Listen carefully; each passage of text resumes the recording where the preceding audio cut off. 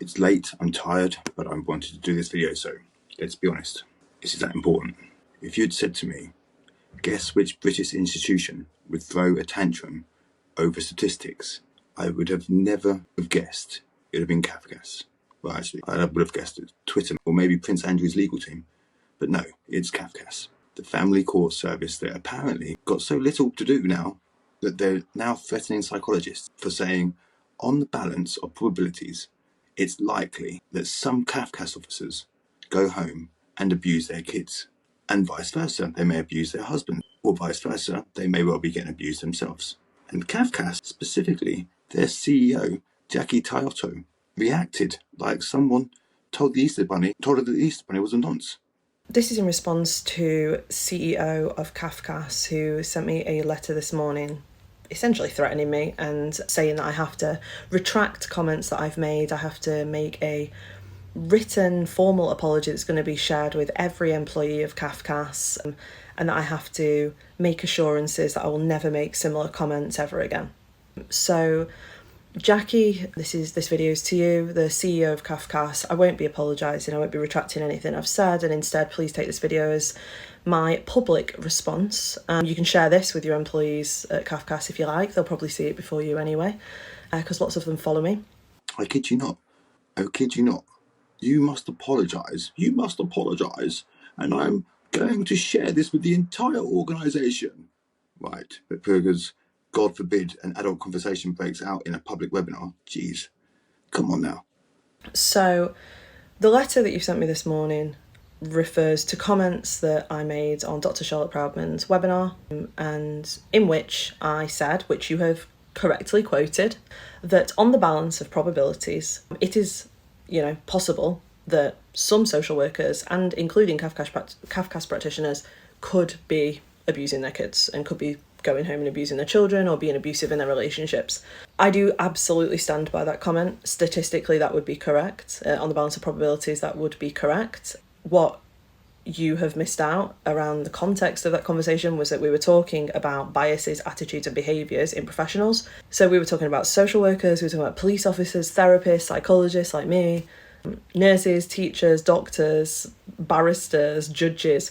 And we were having a conversation, Jackie, about how the justice system is not just influenced by systemic problems like resourcing and things like that, but also by personal biases and personal experiences. Because, of course, even within CAFCASS and within social work, judges, barristers, teachers, so on, police officers, whatever, they, some of them are likely to be victims of abuse, and some of them are likely, unfortunately, to be perpetrators of abuse. And here's what's really going on. You're not angry because someone mentioned abuse. You're angry because it didn't fit your script. Because the truth is, CAFCASS doesn't like being challenged, doesn't like being challenged from litigants in person, doesn't like being challenged by psychologists. Clearly, what starts at the top rolls downhill, doesn't it? Especially when it means acknowledging that abuse isn't just something men do in tracksuits. Sometimes it wears a lanyard, and sometimes it works in your office. But that doesn't fit the narrative, does it? Nope, not at all. CAFCASS spends half its energy writing reports like the father appeared controlling because he raised his voice after being ignored for 3 years. We know, don't we, that in the British Crime Survey, England and Wales, 1 in 5 British adults say they were abused in childhood. That's 1 in 5 family homes that were abusing their children. We know also that 1 in 4 girls before the age of 12 will be sexually abused, and 1 in 20 boys will be sexually abused before the age of 12, according to the NSPCC. So, statistically, unfortunately, child abuse is incredibly common. We know that familial abuse is by far the most common version of that kind of abuse. So, is it just, is it just unemployed working people, like working class people, not non-professionals that are doing this? Because that's not true, is it? We know that social workers can abuse their children. We know police officers can abuse their children and their partners. We could have social workers that are perpetrators of domestic abuse, sexual assault, sexual abuse. Could have the same with CAFCASS workers, could have the same with psychologists, therapists, police officers, judges, barristers. We're just a microcosm of society, and that's exactly what I said on that webinar. Meanwhile, Karen in HR can scream at her husband in the Costa car park, block contact, fake safeguarding concerns, emotionally blackmail the kids. But no. She's anxious and protective. She's safeguarding. Karen with a PhD in implacable hostility. Don't you know it? Is that we need to accept that we are a reflection of society, okay? We need to understand that statistically, it is likely, it's not very comfortable, I understand that you're not comfortable with it, but statistically, there are going to be people working at CAFCASS, working in social work, working in police forces, which we've seen, nurses, paramedics, doctors, solicitors, barristers, teachers, who are abusive. Because abusive behaviour is horribly common. And it makes no sense to deny that and to then force me to retract those comments and to put pressure on me to claim that it was misleading, offensive, inflammatory, and all the other words that you've used in that letter. I'm not going to be retracting what I've said because what I've said is accurate. And to your point, that in the letter where you said you absolutely refute the possibility that social workers or anyone working for CAFCASS could possibly ever commit abuse. And here's the best bit. You know what counts as abuse in family court, right? You know, like how low the benchmark is. Like, it's nothing. Everybody is abusive, right? If you make someone feel psychologically unsafe, feelings, not evidence, not intention, not behaviour, feelings. If you unintentionally upset someone, if they felt emotionally scared or intimidated by, or dare we say, triggered, that's abuse. That's the legal benchmark. So let me ask you, Jackie, are you telling me now that no one inside CAFCASS has ever made a colleague feel psychologically unsafe? I wanted to just read to you some recent convictions and charges and arrests of social workers who have abused children. So Richard Ford, former senior social worker, was jailed for sexual assault against a child on the 29th of February 2024. Police discovered more than 900 indecent images of children on his computers. What's this one? So retired social worker arrested in child abuse probe in Oldham. He worked for Manchester City Council at the time of the alleged offences. What's this one? 14th of March 2025, former social worker jailed for non-recent abuse of children. He was a residential social worker who sexually abused boys in a children's home in Scotland. What we've got here, Raymond Poyner, jailed for abuse. He was a social worker, described as a predatory offender, and has been jailed for more than 5 years for indecent assaults against children. What's this one? Joseph Hopkins, jailed for further abuse. He was charged with 2 counts of rape, indecent assault, whilst he was a social worker. What's this one? That one happened in 2021, by the way. And then this one's 29th of May 2023. Dean Gathercole was found guilty of abusing girls at Amberdale Children's Home. He's recently been found guilty of abusing another girl. He was a social worker for Nottinghamshire. What's this one? Former social worker found guilty of historic sexual abuse in 2016. Nottinghamshire County Council had to apologise to victims of the social worker who abused children while employed by them. So I think that pretty much shuts down the argument that you're making, that you refute that social workers would behave in that way. It's not nice to accept that. I understand that. It's obviously made you very uncomfortable, and if anything, I apologise that it's made you uncomfortable. But that's as far as that apology is going to go, because I'm absolutely well within my rights as somebody who has studied this for over 10 years, longer than that actually, like sort of getting on for 14, 15 years. We know that professionals can be abusive. That really shouldn't be controversial, and you shouldn't be sending letters out, forcing people to apologise to your organisation. When I said a very tentative comment that on the balance of probability, some social workers and even CAFCASS practitioners and also family justice, because as I said in context, that conversation was about judges, barristers, solicitors, police officers. It is likely, unfortunately, some of those professionals are very abusive. Some of them are going home and abusing their partners. Some of them are going home and abusing their kids. Some of them are going home and being abused by their partners.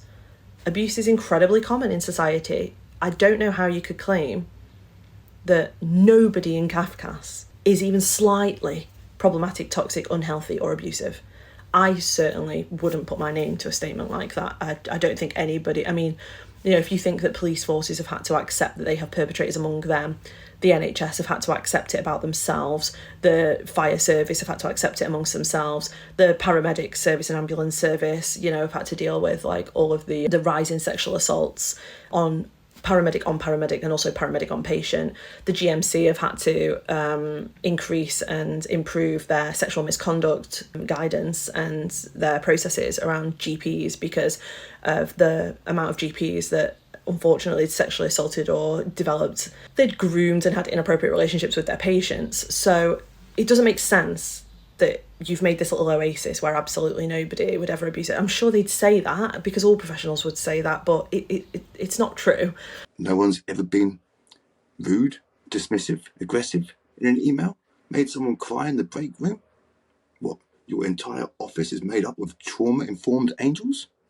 Oh. So, yeah, that's it, really. And if you're wondering why I've done this publicly, it's because I'm actually, like, sick of organisations and professionals trying to just, like, quietly bully me over email, and I'm just not doing it anymore. Unfortunately, you've sent that letter to me at a time where I just don't care anymore. I don't care about... Come on, it's not that bad, surely. If we applied your own feelings equals abuse logic to your internal dynamics, half of your staff would need non-molestation orders against each other by Friday. Now, here's the uncomfortable truth. You've created an organisation where abuse is assumed when it suits you. Evidence is optional. If the dad looks annoyed, abuse. And bias isn't something you challenge. It's something you standardise, because the real reason this comment triggered you is simple. You can't stand the idea that maybe, just maybe, you're part of the problem. That maybe some people writing reports about toxic behaviour have some themselves. There's a thought. And let's be honest, if anyone said, on the balance of probabilities, some men abuse their partners and children, CAFCASS would nod solemnly and say, yes, that's right, share that on LinkedIn, make a fucking post of that with the purple ribbon and slap it on some training slides. Get it done by Monday. But the second someone says, actually, that same logic applies to women and professionals, and yes, even you, Jackie, suddenly it's an attack. Suddenly it's defamatory. Suddenly it's harmful to families. No, it's harmful to you and your carefully managed reputation, to your house of glass, and to your desperate attempt to keep looking pure while the statistics say otherwise. Keeping some level of, like, whatever you want to call it, professionalism. Like, this is why our sector is the way it is.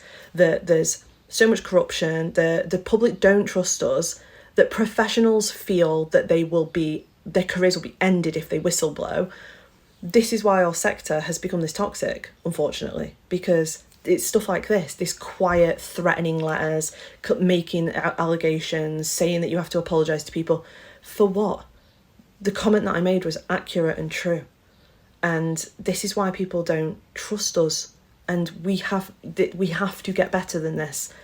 And I'm not going to be silenced over something that's accurate. We need to accept that there are abusive professionals in our sector. Otherwise, our sector will never, ever improve. So, Jackie, here's what you should have written. We acknowledge that no organisation is perfect, that abusers can exist in any role, and we are committed to rooting out that type of behaviour. But instead, you wrote a threat letter to a woman with a PhD, because that's how CAFCASS responds to truth, with suppression, with censorship, with self-pity in a safeguarding costume. You wanted an apology, and here's what you got instead. A video with views and comments and people finally someone saying, someone really clever, someone really switched on, and I think this is brilliant. Yeah, saying what we've all been saying forever. Because someone with letters behind the name and within your internal organisation decides to say something, you try to shut that down. And she's called it out, corruption. We know that because I see your staff lie on